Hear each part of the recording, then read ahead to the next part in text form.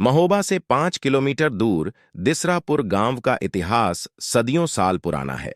यहां खेतों में अब भी वीर आल्हा ऊदल से जुड़ी यादों को समेटे भवनों के अवशेष मिलते हैं। दलसू मामू का स्थान है जहां आज भी लोग घोड़े पर सवारी कर नहीं निकल सकते हैं।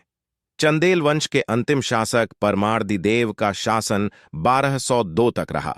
उनके शासनकाल में चंदेल सेना ने दिल्ली नरेश पृथ्वीराज चौहान को हराकर जीत का डंका बजाया। इस युद्ध में चंदेल शासक के वीर योद्धा आल्हा ऊदल की वीरता से चौहान सेना के दांत खट्टे हो गए। इतिहास आल्हा ऊदल की वीरता के किस्सों से भरा है। ऊदल का जन्म पिता के निधन के बाद हुआ।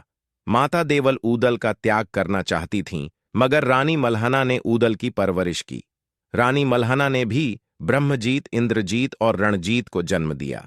बाद में वीर आल्हा ऊदल ने पराक्रम का परिचय देते हुए पिता की मौत का बदला लिया और 52 लड़ाइयों में जीत हासिल की।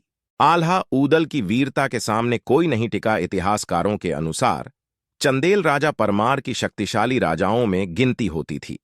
उन्होंने 1167 में उरई के परिहार राजा को पराजित कर राजकुमारी मल्हना से विवाह किया और उनकी 2 बड्ढी बहन देवल और तिलका का विवाह अपने सेनापति दक्षराज व बच्छराज से करवा दिया। इन बहनों का एक भाई था जिसका नाम माहिल था। सेनापति दक्षराज और बच्छराज के 2 पुत्र हुए, जिनके नाम आल्हा, ऊदल और मलखान सुलखान रखे गए। आल्हा ऊदल अपने पिता की तरह वीर योद्धा रहे। परमार राजा ने सीमा विस्तार की तो मांडू तक सीमा पहुंच गई, जिसके बाद मांडू के नरेश राय करिंगा की सेना के बीच युद्ध हुआ, जिसमें करिंगा ने छल करते हुए रात्रि में सोते समय महोबा सेना पर हमला बोल दिया और दक्षराज और बच्छराज को गिरफ्तार कर भयंकर सजा देते हुए कोल्हू में पिसवा दिया। गांव में नहीं चलता कोल्हू, शराब और मांस वर्जित। वीर आल्हा ऊदल के गांव दिसरापुर में लोग आज भी उनकी वीरता के गीत गाते हैं। गांव के बुजुर्ग बताते हैं कि गांव में वीर आल्हा और ऊदल का जन्म हुआ। दिसरापुर 10 मजरा से मिलकर बना है।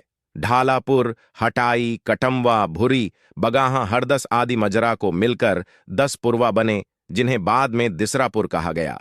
उनका कहना है कि गांव में स्थित पहाद्द में वीर आल्हा ऊदल का घर था, जो खंडहर में तब्दील हो गया था। बाद में इसके अवशेषों को नहर आदि के निर्माण में लगा दिया गया। यहां दलसू मामू का स्थान है, जहां आज भी लोग घोड़े पर सवारी कर नहीं निकल सकते हैं। गांव में मांस मदिरा का सेवन और कोल्हू का प्रयोग वर्जित है।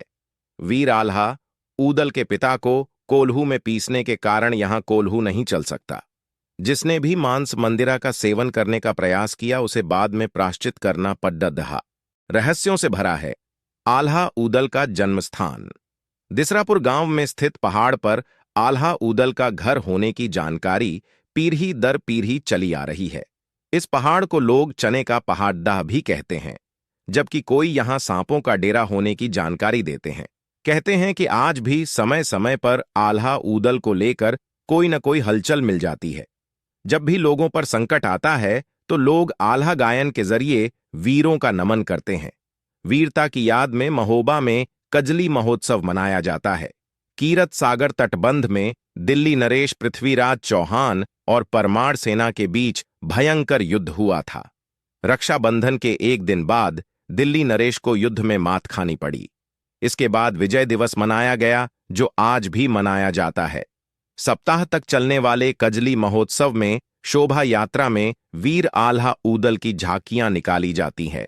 मामा माहिल ने राजा परमार के कान भरकर वीर आल्हा ऊदल को राज्य से निकलवा दिया। दिल्ली नरेश पृथ्वीराज चौहान को आल्हा ऊदल के न होने की खबर देकर आक्रमण करने को कहा।